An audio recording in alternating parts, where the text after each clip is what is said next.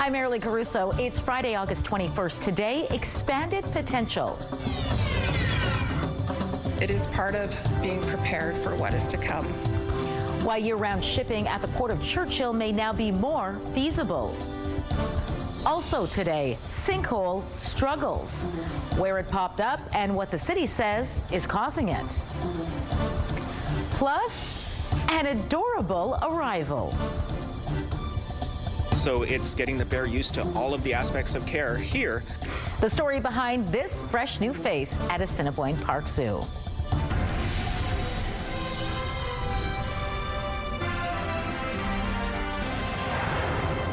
Good afternoon. Thanks for joining us. Tonight we're learning the Port of Churchill will be making a much anticipated shipment next week. For the first time in 6 years, grain is being shipped from the Port of Churchill, followed by zinc and potash. And those trips could happen more often in the future because of a rather bleak silver lining to the climate crisis. To explain, CTV's Taylor Brock joins us now live. So Taylor, how is climate change impacting the future of this port? Well, Marilee, officials say year-round shipping is now much more feasible because of melting sea ice and cheaper than they initially thought.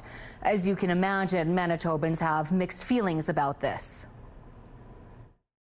What that means is a longer shipping season, more economic opportunity. It means that doing LNG off the Hudson Bay coast is much more realistic in a much more immediate time frame. Wab Canoe and Rebecca Chartrand, the Federal Minister of Northern and Arctic Affairs, welcomed the results of studies showing year-round shipping through the port is feasible with existing technology. The two studies, including one from the University of Manitoba, say advances in marine technology and declining sea ice means shipping can happen beyond the current 4-month window. They also say waterways could be navigated all year by icebreakers costing anywhere between $100 and $400 million, but that's significantly cheaper than the billions of dollars needed if heavy-duty ships are acquired. Even bulk carriers costing between $60 and $70 million could navigate the route for 9 or 10 months a year, according to one of the studies. Officials also address the dichotomy of an economic boon only made possible because of environmental stress. We also have to be clear, changing sea ice is part of a much larger climate reality that is profoundly affecting northern communities.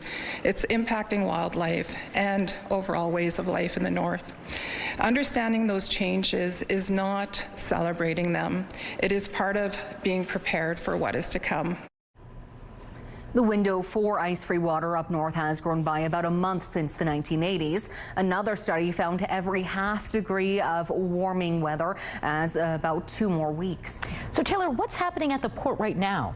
Well, a red tape slowdown, Marilee. The port wants to expand and was referred to the Federal Major Projects Office, but it wasn't one of the office's first-round picks for fast tracking. CTV's Jeff Keel is working on this story for us today. Coming up at 6 o'clock, we'll hear from some environmental groups about this issue. All right, looking forward to it. Thanks, Taylor. Another thing worth mentioning from today's media conference with the Premier, Wab Canoe mentioned the province will be announcing what he called Manitoba's biggest curriculum change in recent memory next week. Without getting into specifics, the Premier said it had to do with fitness, diet, and a renewed focus on physical education. A spokesperson for the province declined to provide any further details. The man convicted of manslaughter in a random stabbing which took the life of a Ukrainian newcomer 3 years ago has been handed a 10-year sentence. It happened in the area of Talbot Avenue and Watt Street back in December of 2023.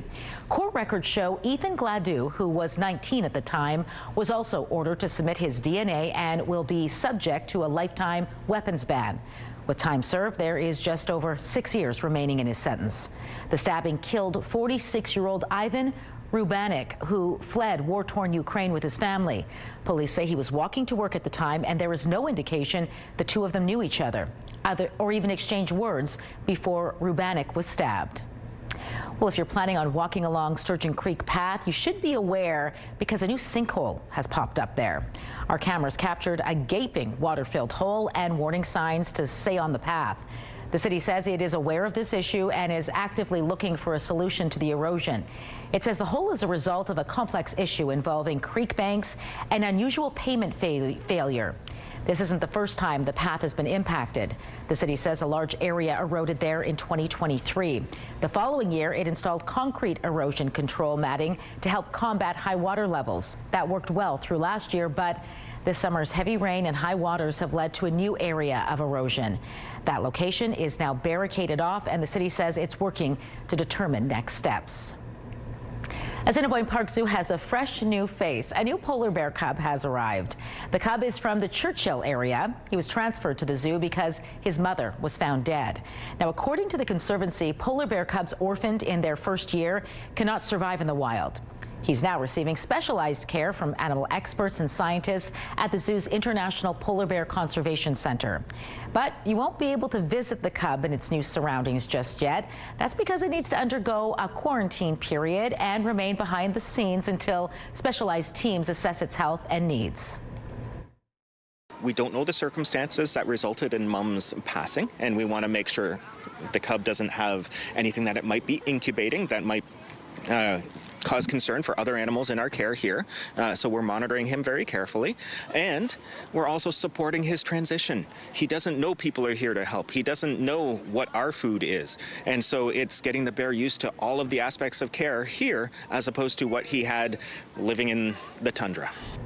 Meantime, if you're wondering why there's green markings on his face, no, he didn't get into some markers or paint. This is excess dye from an identification tattoo he received in Churchill. We're told it's harmless and will be gone in a few days. As for the company he'll be keeping, we're told there are currently 6 rescued polar bears at the zoo.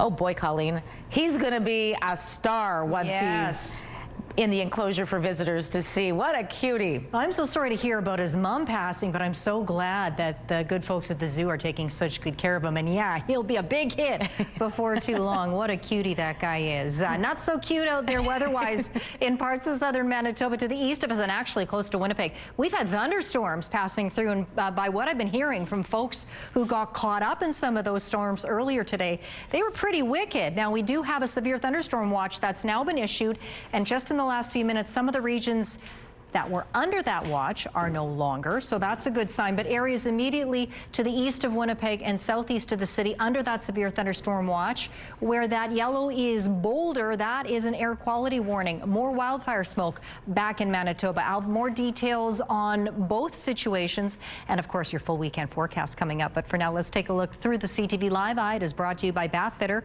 your bath and shower experts for more than 40 years. In Winnipeg right now, under a mix of sun and cloud, 25 degrees with a humid it feels like 28. Winds from the north-northwest at 26 kilometers an hour. The pressure's dropping and the humidity is 45%. Out on the roads, folks looking to get their weekend started out in sunny St. James, just to the west of Polo Park, Portage Avenue, east and westbound. Actually, traffic in both directions looking a little light. Avoiding dreaded rail crossing delays. The changes coming to 3 Winnipeg crossings. That's next.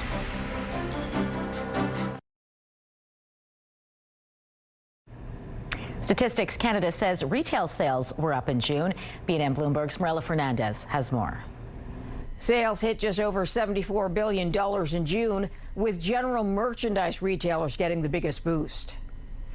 Clothing and jewelry retail also popped, up 3% month to month. But lower grocery purchases brought food and beverage retail down. Now, in dollar amount, Ontario had the highest sales in June and Alberta the lowest. E-commerce sales were up almost 10% that month, hitting $5.7 billion. Here are the closing numbers for the day. The Canadian dollar is down to 72.63 U.S. West Texas Intermediate up to 87.06 U.S. a barrel. Western Canadian Select is up to 67.66, and the TSX gained 254 points today. Those are your business headlines. I'm Marilla Fernandez. A 42-year-old man is facing charges in connection to the luring and sexual assault of 4 teenage girls. In June, police learned a man communicated with the teens online on 2 separate occasions. Between last November and January, the teens and their friends were taken to a hotel where they were given drugs and alcohol and sexually assaulted. Police investigated between June and August and arrested a suspect this past Tuesday. He's charged with 4 counts of sexual assault and interference, as well as luring and failing to comply with release order conditions. The town of Niverville is asking a court to cancel a planned $10 million hotel development. On August 13th, Niverville filed notice to avoid the development agreement for the long-stalled project. The town claims the developer failed to meet construction deadlines for a 73-suite hotel with a water park, despite 2 extensions. The agreement required construction to begin on March 1st, 2023 and be completed by October 2024. 2 extensions were granted, pushing the construction deadline to this past March. A 3rd extension request was denied by council, as no development or construction has yet to take place. In a statement to CTV News, the CEO of Steel Creek Developers acknowledged the delay, but didn't elaborate on its cause. Niverville's mayor says the town remains open to working with Steel Creek Developers or another developer on the site. None of the claims have been tested in court. The City of Winnipeg has installed a new railroad crossing information system to help drivers avoid train delays. Roadside train faux beacons and digital message boards will now flash in advance of rail crossings. It's intended to help drivers decide whether or not to reroute or wait the trains out. It's being placed at 3 high-traffic locations: Pandora Avenue, Day and Redonda Streets in Ravenhurst, Marion Avenue between Archibald Street and La Jamodier Boulevard, and at the intersection of McGillivray Boulevard and Waverly Street. Digital message signboards will be put up on Sterling Lyon and Kenniston Boulevards to warn drivers. The system will also allow Winnipeg fire paramedic crews to see crossing information from dashboards installed there. Did you know? A whale of time. We've got your first look at an undersea epic. Those details next in Spotlight.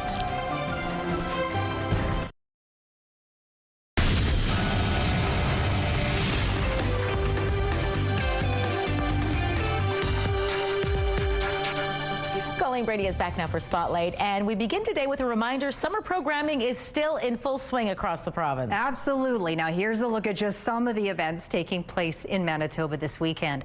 The Winnipeg Beer Festival features over 25 of the best local beer and spirits.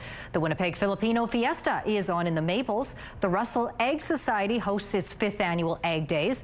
The Toulon Rodeo keeps Western heritage alive. Looking for some music? Well, there's the Harvest Sun Music Festival in Kelwood, the Roger Kinley Music Festival in Ericsdale, and the Killarney Lakeside Festival. Arden hosts the White Mud Music Festival. The Bowhead Arts Festival is at Beausejour's Pioneer Village Museum.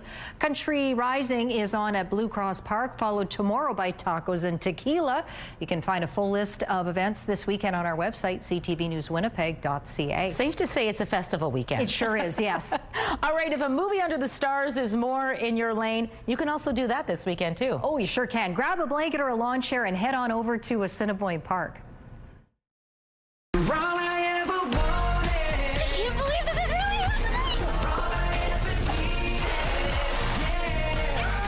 Movies in the Park at Assiniboine Park continues tonight, and you can catch Trolls Band Together at 6:30 p.m. A Minecraft movie is also playing there at 8:45 tonight, and that's not all. You can catch Zootopia 2 this evening over at North Kildonan Community Center. There's also a petting zoo there before the show starts. If you're in the Beausejour area, you can catch Pixar's Hoppers at Train Whistle Park in town beginning at dusk.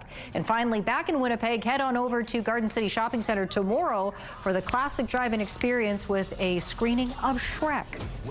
Well, the name is still Bond, but we are just not sure who's going to fill those shoes just yet. Not just yet, but reports out of Hollywood suggest the team behind the franchise is approaching a decision on the next actor to take on the iconic role. Name? Bond. James Bond. Daniel Craig stepped down from the James Bond role after 2021's No Time to Die.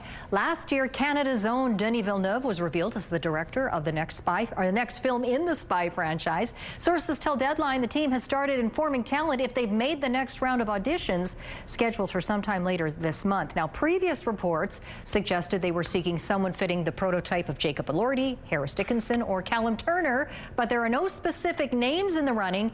Amazon MGM hasn't commented, but Marilee, I did see on the internet that Jacob Elordi and his girlfriend Kendall Jenner were out in London having dinner. They've been making a lot of photo ops. Well, I mean, they are very photogenic, so they are, yes. That helps. All right, things are heating up for a popular Canadian series. I guess you can guess what this one is. Heated Rivalry just received the top honor at the Television Critics' Choice Awards. You will not be so nice when we beat you. That's not happening. The Crave-produced hockey romance was named Program of the Year by the organization, which represents critics on both sides of the border. CTV and Crave are divisions of Bell Media. Meantime, Apple's horror comedy, it's a horror comedy. I was like, wait a second, what? That's a new genre. It is a new genre, horror comedy. It's called Widow's Bay. It was also well represented, winning 3 awards, including Outstanding New Program and Outstanding Achievement in Comedy. And HBO's medical series, The Pit, won the top drama award for the 2nd year in a row. Horror comedy. You scream and then you laugh. I promise I read it before we came to air. It just sort of sunk in as I was reading it just now. I was just as surprised as you. Yeah, all right. Well, there you go. Now to take a deep dive into a new film. Well, here's the official trailer for Whale Fall. You know, he saved my life once. This guy swims up out of nowhere, guides me up like an angel. This is the official trailer for Whale Fall. It stars Josh Brolin and Austin Abrams. Jay Gardner, played by Abrams, winds up trapped in the belly of a whale. It hits theaters October 16th. Interesting. A whale of a tale. All right, thanks, Scully. You're welcome. I just had to. Your Friday primetime lineup starts at 7 with W5. Avery Haynes Investigates. Then Crime Scene Investigators is next at 9. It's all right here tonight on CTV. It's Friday. Trying to look out at Confusion Corner there. Maybe it's looking a little confusing trying to see through that camera lens. Traffic moving in all directions relatively smoothly. 22 degrees right now, a little windy out there. I'll show you your full weekend forecast coming up.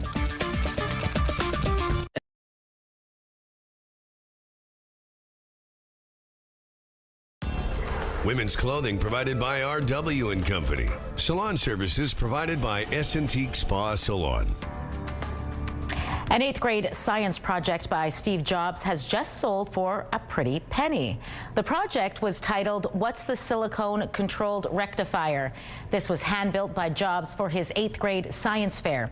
It features a display board and a 10-page report under the same title. It's part of Apple's 50th anniversary auction, which has been accepting bids since July. It sold yesterday for $27,500 US.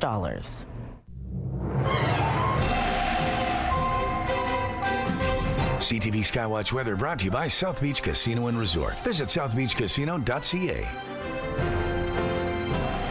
Colleen Brady is back now with your complete Skywatch forecast and an update on some of those storm warnings she's been keeping an eye on for us. Yeah, there are still watches in effect, but the number of areas under that watch has started to diminish. Having said that, let's check out the satellite radar. I want to show you this.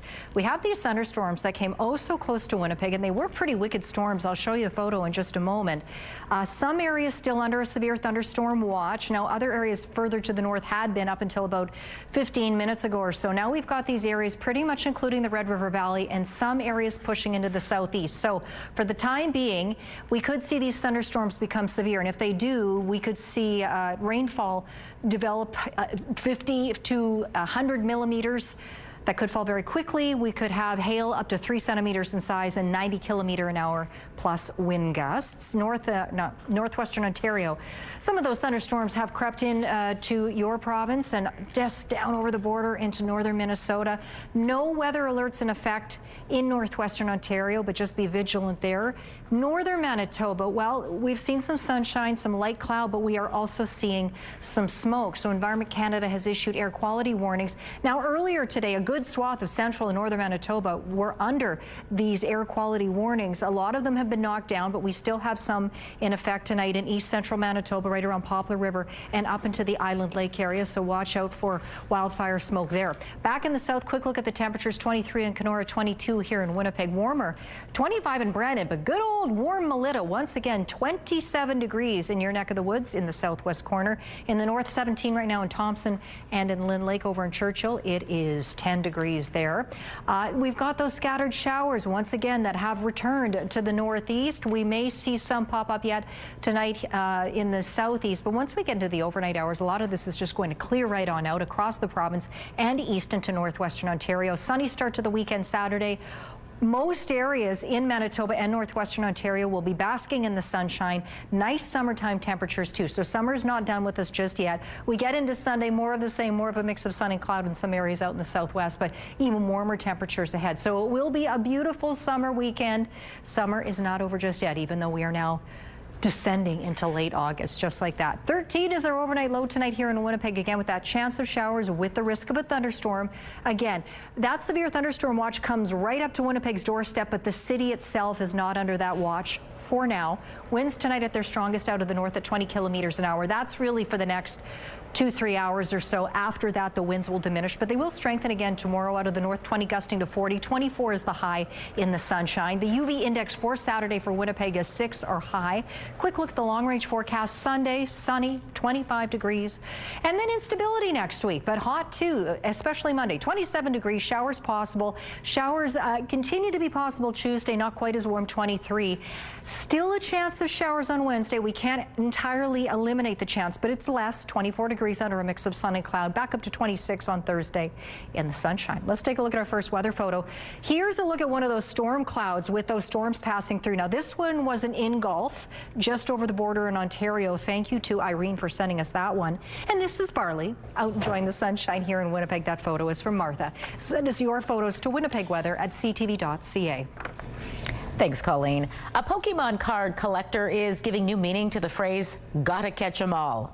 The mission was hold these guys down until the cops can get there and get my cards back. Is it gonna wait here? The moment was all captured on video. Emilio Kian's Pokemon card collection worth thousands of dollars was stolen. He spotted the stolen cards for sale using the same photos from his original Facebook Marketplace listing.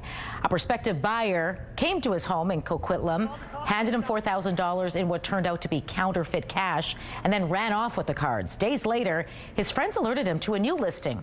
So his friends and him set up a ploy to arrange another meetup. Emilio confronted the men and held them until police arrived. Burnaby RCMP have arrested 2 people. The investigation is still ongoing, but Emilio did get his cards all back, although the protective case was damaged. So, could have been worse. Much worse, yeah. Yeah. Those Pokemon cards are hot commodities. Very serious stuff, as it turns out, yeah. Yes, I wish I would have saved my kids' Pokemon cards. I don't know. Kidding. Garbage, I think. I put them in. Oh, I could cry. Ouch. We're back at 6. Join us then.